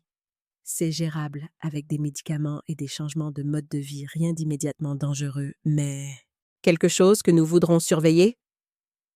Le soulagement de Damien était palpable, mais sur le trajet du retour, il était calme. Maman, puis-je te demander quelque chose? Bien sûr, penses-tu que nous pouvons réparer ça? Notre relation ou l'est? Je trop brisé. J'ai garé la voiture sur un parking, me tournant pour regarder mon fils, directement. Damien, les relations ne sont pas comme des objets qui se cassent et se réparent. Ce sont des choses vivantes, qui grandissent et changent ce que nous avions avant New York. Cette relation est partie. Je ne peux pas redevenir la mère qui accepte les miettes d'attention que tu es prêt à donner. Il hocha la tête, les yeux humides. Mais nous pouvons construire quelque chose de nouveau. Quelque chose basé sur le respect mutuel au lieu du sacrifice unilatéral. Quelque chose où nous nous présentons tous les deux, l'un pour l'autre. Pas seulement quand c'est pratique, mais quand ça compte. Je veux ça. Athée, il dit, je veux être le fils que tu mérites pas. Le fils que j'ai été. Alors, montre-le-moi, pas à travers des mots ou des excuses, mais à travers une action cohérente, au fil du temps. C'est comme ça que nous reconstruisons la confiance. 3 mois après ma chirurgie. Carole et moi prenions un café dans mon appartement quand elle m'a tendu une pile de lettres. Ça continue d'arriver à l'hôpital, adressé à toi. Le service courrier m'a demandé de les livrer. J'ai ouvert la première lettre. Elle venait d'une étudiante infirmière de Strasbourg. Chère Madame Dubois, j'ai regardé votre histoire et cela m'a inspiré à rester à l'école d'infirmière, même si je lutte financièrement, savoir que vous avez dédié 40 ans à cette profession me rappelle pourquoi cela compte. La deuxième lettre venait d'une femme de Marseille dont la mère venait d'avoir une chirurgie cardiaque. Merci d'avoir parlé des soins aux personnes âgées après avoir regardé votre interview. J'ai quitté mon emploi pour aider ma mère à travers sa convalescence. Votre histoire m'a rappelé ce qui est vraiment important, Il y avait des douzaines de lettres d'infirmières, d'enfants adultes, prenant soin de parents vieillissants, de gens qui s'étaient sentis invisibles et sous-évalués et se voyaient dans mon histoire. Carole Hay, je dis lentement, et si nous faisions quelque chose avec ça, qu'est-ce que tu veux dire? Les 70 000 € de l'émission, et si nous en utilisions une partie pour lancer un fonds de bourse pour les étudiants infirmiers qui ne peuvent pas payer leurs études? Les yeux de Carole s'illuminèrent. La bourse infirmière, Dubois-non-Hay, je dis. La bourse des héros discrets, pour les gens qui se dédient à prendre soin des autres, sans attendre de reconnaissance, à la fin de la semaine. Nous avions un plan, une petite association 3 bourses par an, commençant à la prochaine année académique. Les candidatures se concentreraient, non pas sur les notes ou les distinctions, mais sur l'engagement démontré envers le service. Damien a aidé avec la paperasse juridique. Sarah a aidé à concevoir le site web même. Patricia a contribué, utilisant ses compétences organisationnelles, pour mettre en place le système de candidature. Ce n'était pas une fondation nationale. C'était petit et gérable et réel, et cela semblait être la bonne façon d'honorer 40 ans de service tranquille. L'éditeur m'a envoyé une co-auteure, une rédactrice médicale nommée Jennifer, qui se spécialisait dans les récits de santé au cours de 6 semaines. Nous avons mené des interviews, je lui ai raconté des histoires de mes 40 ans, en soins infirmiers cardiaques, les patients qui avaient touché ma vie, les familles que j'avais réconfortées, les moments de grâce et de chagrin qui accompagnaient le travail. Qu'en est-il de la situation familiale? Demanda Jennifer lors d'une session. L'incident de New York, c'est une partie de l'histoire. Aïe, je reconnus. Mais ce n'est pas l'histoire. L'histoire est sur les soins infirmiers, sur le service, sur ce que signifie dédier sa vie à prendre soin d'étrangers. Mais l'abandon de votre fils, c'était un chapitre pas. Le livre entier, nous avons inclus un chapitre sur les dynamiques familiales, sur l'importance de reconnaître les besoins des aidants, mais j'ai refusé de diaboliser Damien ou de sensationnaliser ce qui s'était passé. Mon fils a fait une erreur. Et, je écris dans le brouillon, il a oublié que la force ne signifie pas ne pas avoir besoin de soutien, mais il apprend. Nous apprenons tous les deux, et c'est une histoire qui vaut la peine d'être racontée. Aussi l'histoire de la façon dont les relations peuvent être reconstruites. Grâce à un effort cohérent et un changement véritable. 3 mois jour pour jour.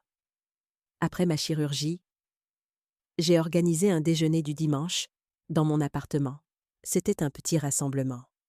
Damien, Sarah, Emma et Samuel Carole et son mari Patricia, qui est arrivée avec une tarte maison et une attitude plus calme que je ne l'avais jamais vue d'elle, et Robert, qui avait pris l'avion pour le symposium de cardiologie, où je parlerai le lendemain. Nous nous sommes rassemblés autour de ma petite table de salle à manger, passant les plats et parlant les uns sur les autres dans le chaos confortable de la famille. « Mamie Maggie, parle-nous de ton nouveau cœur » demanda Emma. « Eh bien, ma chérie, c'est comme une petite porte qui Damien croisa mon regard à travers la table et sourit.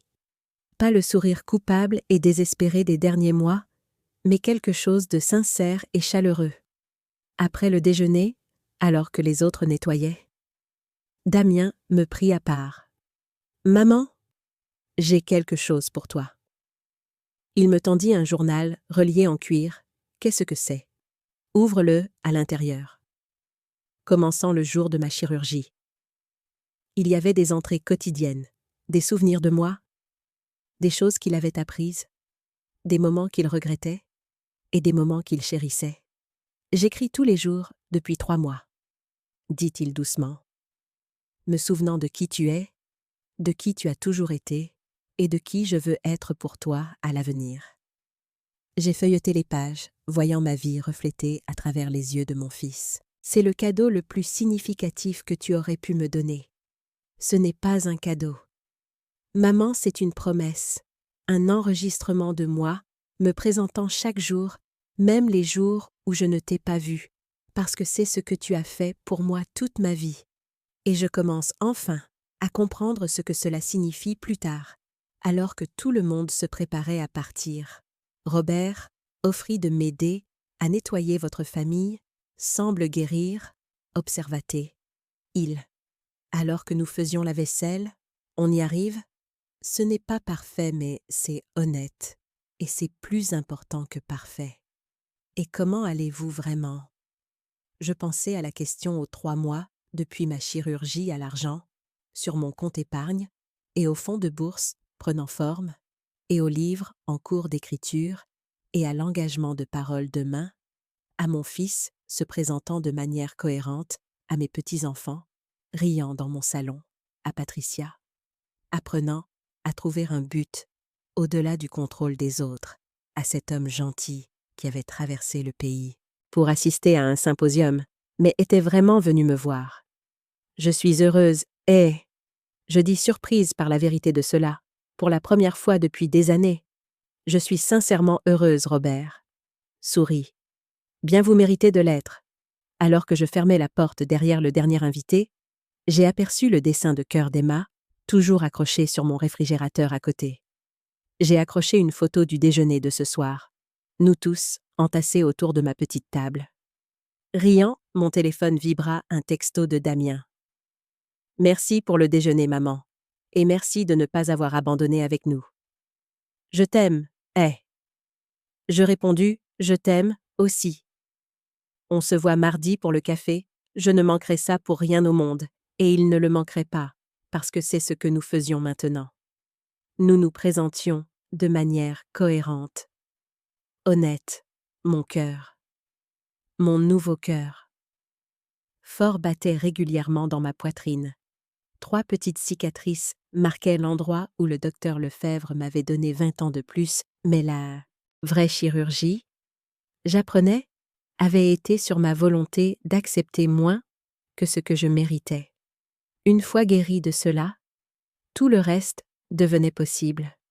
5 mois après ma chirurgie, je me tenais dans une petite librairie indépendante, fixant une table d'affichage empilée avec des copies de « Les héros discrets ». 40 ans de soins cardiaques. Mon livre avec mon nom sur la couverture. Jennifer se tenait à côté de moi, rayonnante de fierté nerveuse, terrifiée. Ai-je admis, et si personne ne vient? Marguerite, nous avons eu plus de 200 confirmations. Pour ce soir, la librairie a dû installer des chaises supplémentaires. Elle avait raison, à 19 heures.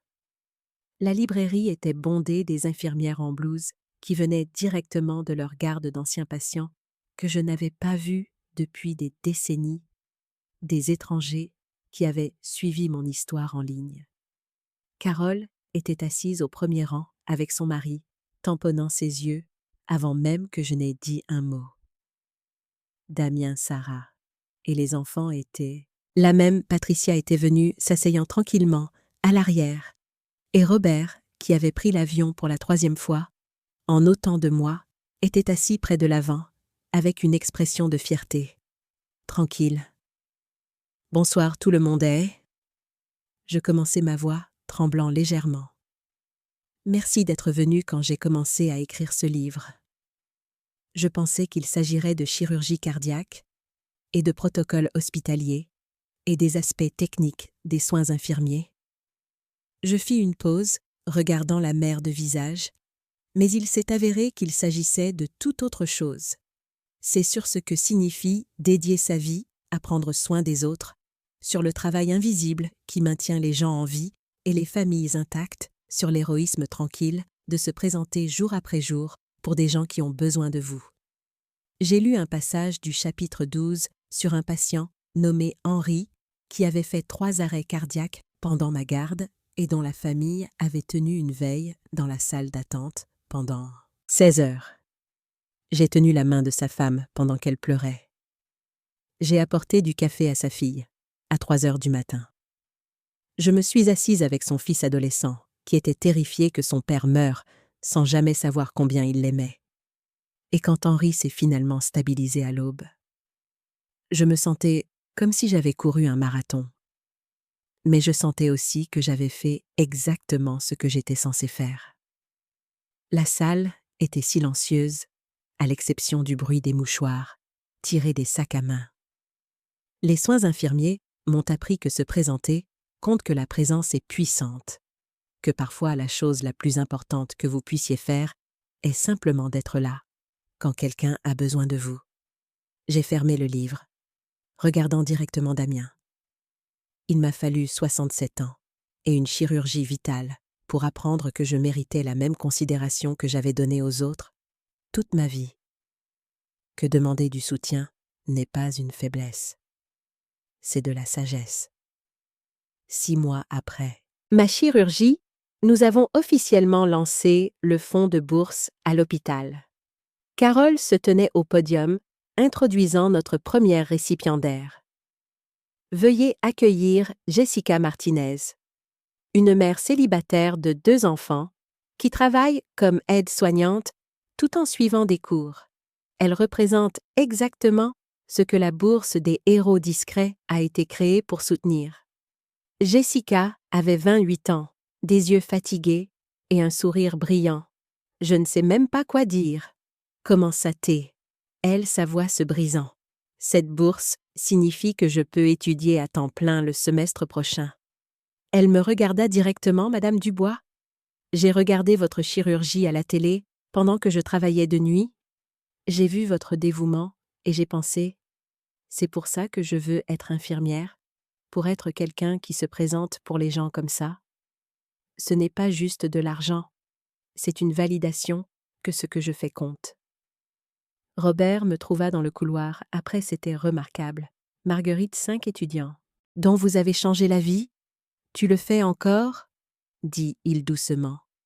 Quoi? Minimiser ton impact? Tu n'as pas juste fourni de l'argent, tu as créé quelque chose qui nous survivra. Tous ces 5 étudiants deviendront des infirmiers qui soigneront des milliers de patients, qui formeront d'autres infirmiers. Il prit ma main, un geste qui était devenu plus familier au cours des derniers mois. Tu as le droit de t'attribuer le mérite des bonnes choses que tu crées. Marguerite, 1 an après ma chirurgie. Damien a organisé un dîner pour célébrer ma renaissance. Il a lu une entrée de son journal. Jour 365, 1 an depuis la chirurgie de maman. 1 an depuis que j'ai appris la leçon la plus dure de ma vie, que les gens qui nous aiment, le plus silencieusement, sont souvent ceux que nous échouons le plus bruyamment. Il m'a tendu le journal, c'est le tien. Un enregistrement de chaque jour.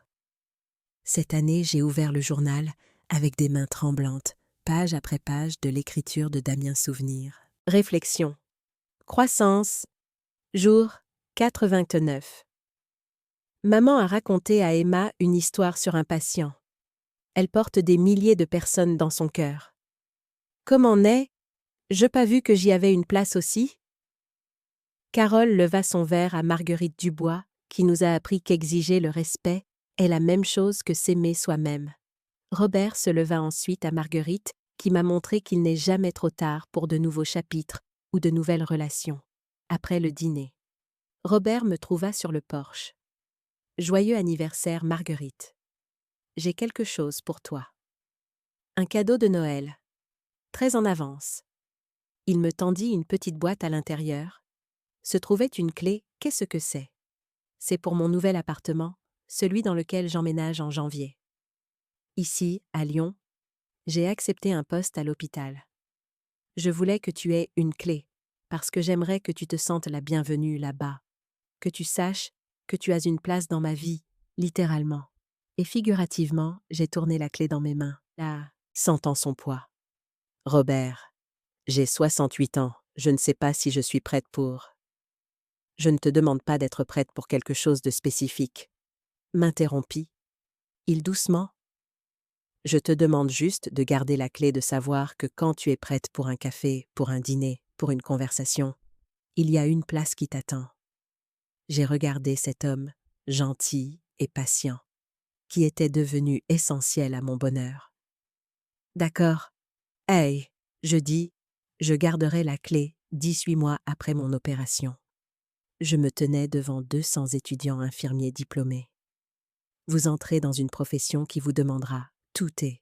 Je dis, mais voici ce que j'ai appris. La chose la plus forte que vous puissiez faire est de demander du soutien quand vous en avez besoin. La chose la plus courageuse que vous puissiez faire est de fixer des limites qui protègent votre bien-être. La chose la plus aimante que vous puissiez faire est d'enseigner aux gens comment vous valoriser correctement. J'ai touché ma poitrine cette année. J'ai reçu une nouvelle valve cardiaque. Mais la vraie chirurgie a été sur ma volonté d'accepter moins que ce que je méritais, et cette chirurgie a tout changé. Ce soir-là, j'ai dîné chez Robert. Je lui ai dit « Oui pour un voyage à Venise. Cet été, je suis prête pour un autre nouveau départ. » Et je dis. Il sourit et embrassa mon front. C'est tout ce dont j'ai besoin. J'ai regardé mon reflet dans le miroir. Ce soir, Là, 68 ans, 3 cicatrices chirurgicales à peine visibles, des cheveux argentés, des rides de sourire. Tu l'as fait? Je chuchotai. Tu as trouvé comment te sauver toi-même. Parce que c'est ce que j'avais appris. Parfois, la personne la plus importante dont il faut prendre soin, c'est soi. Même parfois, la plus grande guérison ne se produit pas dans une salle d'opération, mais dans le choix quotidien d'exiger le respect et d'accepter l'amour. Il m'avait donné une nouvelle valve cardiaque. Mais je m'étais donné quelque chose d'encore plus précieux, la permission d'être valorisé. Et ça, j'apprenais, était le genre de miracle qui changeait tout 2 ans plus tard. Le 2e gala annuel de la Bourse des héros discrets s'est tenu au Musée des Beaux-Arts de Lyon. Nous avions attribué 23 bourses. Cette année, le livre en était à sa 5e impression. Un documentaire sur mon histoire était en production et j'avais été invitée à parler lors de conférences infirmières à travers le pays. Damien et Sarah étaient là avec Emma et Samuel qui m'avaient fait un nouveau dessin, Mamie Maggie, toujours l'héroïne, la plus discrète. Patricia était là avec ses amis du club de lecture, riant et engagée d'une manière que je ne l'avais jamais vue auparavant. Carole était là avec une douzaine d'anciens collègues, tous portant des épinglettes, qui disaient « Héros discret » alors que la soirée touchait à sa fin. Damien me prit à part. « Maman, j'ai quelque chose à te dire, Sarah. Et moi avons parlé, et nous voulons faire un changement. » Mon cœur manqua un battement. Quel genre de changement les déjeuners du dimanche nous voulons commencer à tourner 1 semaine chez nous, 1 semaine chez Patricia, 1 semaine chez toi. Temps, égale, importance, égale. Il prit mes mains. Et maman, si jamais tu as besoin de nous, vraiment, besoin de nous, je promets que tu ne te réveilleras plus jamais. Avec une lettre, tu te réveilleras avec moi présent et prêt à me montrer. Peu importe ce qui se passe, d'autres. Je serrai mon fils, sentant la plénitude de notre guérison. Je suis fière de toi. Je chuchotai. J'ai appris de la meilleure. Chuchota-t-il en retour, alors que Robert et moi rentrions chez nous ce soir. Là, il se pencha et serra ma main. Heureuse demanda. T'es incroyablement heureuse, bien parce que je suis sur le point de te rendre encore plus heureuse, ou peut-être de t'ennuyer. Nous verrons. Il se gara, mais ne coupa pas le moteur. Marguerite Dubois. J'ai 72 ans. Je suis veuve depuis 8 ans. Et au cours des 2 dernières années, j'ai appris que la chose la plus importante que j'ai jamais faite est de tomber amoureux de toi. Je ne propose pas le mariage. Nous sommes trop vieux pour les calendriers conventionnels. Mais je propose que nous arrêtions de maintenir des appartements séparés et construisions une vie partagée. Emménageons ensemble, combinons nos livres et nos tasses à café et nos vies.